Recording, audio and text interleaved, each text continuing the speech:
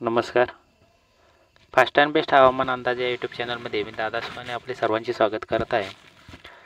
येत्या 24 तासातील हवामान अंदाज पाहूया. रोजच्या रोज हवामानामध्ये बदल होत जाताना दिसत आहे.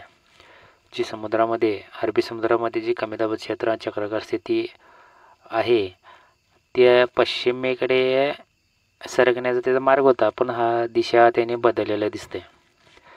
आणि इकडून बंगालच्या उपसागराकडून आलेले कमी दाबाचे क्षेत्र त्याची एक चक्राकार स्थिती उद्या 22 तारखेपर्यंत चेन्नईच्या आसपास येऊन पोचणार आहे. संपूर्ण त्याचा ह्या कमी दाबाच्या क्षेत्रामुळे इकडचा जे अरबी समुद्रामधील जे आहे सध्याला चक्राकार स्थिती आहे ती इकडे भारताकडे ओढली जाणार असं दिसून येत आहे.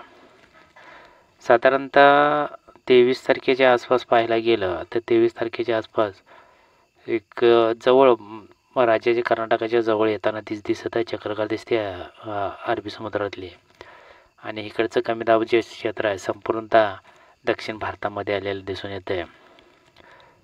आणि 24 तारखेला पाहायला गेलं तर 24 तारखेला इथं तेलंगणा हैदराबाद विशाखापट्टणम ह्या साईडला एक चक्राकार स्थिती निर्माण झालेली आहे.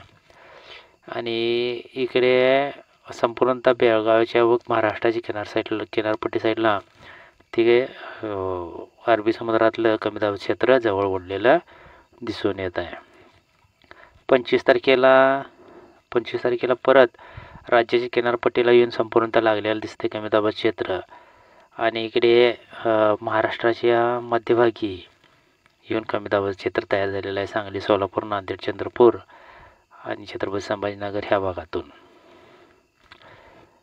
रोजच्या रोज बदल होत चालला आहे हवामानामध्ये. आणि 26 तारखेला पाहायला गेलं तर मुंबईच्या साईडला कमी दाबाचं क्षेत्र आहे सरळ उत्तरेकडे सरकलेलं आहे आणि त्याची वाऱ्याची तीव्रता सुद्धा वाढलेली आहे. आणि इकडे राज्यामध्ये जे कमी दाबाचं क्षेत्र आहे ते बंगालच्या उपसागरामधून आलेलं की जळगाव, नाशिक, अकोला, नागपूर ह्या बाजूला स्थिर झालेला दिसून येत आहे. 27 तारखेला पाहायला गेलं तर तेच उत्तर महाराष्ट्रामध्ये कमी दाबाचं क्षेत्र दिसून येत आहे आणि हवेची द्रोणीय स्थितीसुद्धा दिसत आहे. रोजच्या रोज हवामानाचं चेंज होत चाललेलं आहे. आणि इकडे गुजरातच्या साईडला आहे का काय ते झालेला अरबी समुद्र कमी दाब त्या साईडला येऊन धडकणार असं दिसत आहे.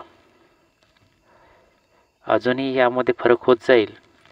तरी पण राज्यामध्ये 24 तास ते 48 तासामध्ये कुठल्या म्हणजे पावसाचा अंदाज काय आहे तो थोडक्यात पाहूया.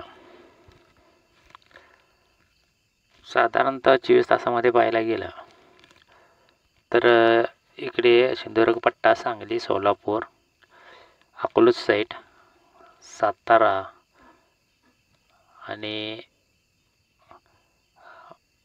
तुळजापूर, सोलापूर, पंढरपूर, लातूर, उदगीर, बसव कल्याण, डिगलोर, निजामाबाद आणि परत खाली सिद्धपेठ ह्या भागातून पावसाचा जोर वाढत जाताना दिसत आहे. त्यानंतर 20 तारखेलाच विटा, कराड, सांगली ह्या भागातूनच पावसाचा जोर दिसत आहे. आणि गोव्याचा परिसर आहे ती सावंतवाडी, सिंधुदुर्ग पट्टा ह्या भागातून पावसाचा जोर वाढलेला आहे. आणि इकडे कुणकेश्वर, फोंडा, गारगोटी, कोल्हापूर, निप्पाणी, बेळगाव ह्या भागातून तासगाव, इस्लामपूर, कराड, परत सांगोला, अकलूज, फलटण, बारामती, इंदापूर ह्या परिसरातून पावसाचा जोर दाखवत आहे. 21 तारखेच्या म्हणजे उद्याचा 21 तारखेपर्यंत अक्कलकोट, सोलापूरला सुद्धा पावसाचा जोर दिसत आहे. इकडे उमरगा, लातूर, उदगीर या भागातून सुद्धा पावसाचा जोर आहे. अहमदपूर,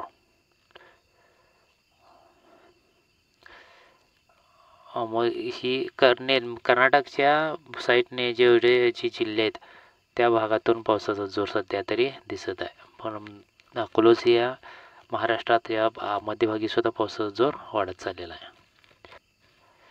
या मॉडेलवरून बघायला गेलं तर या मॉडेलवरून असं दिसतं की दापोली रत्नागिरी म्हणजे संपूर्ण कोकणपट्टीला मध्यम स्वरूपाचा पाऊस आहे आणि कर्नाटकचा संपूर्ण भागात पावसाचा जोर आहे. इकडे सांगलीपर्यंत पावसाचा जोर वाढण्याची शक्यता आहे.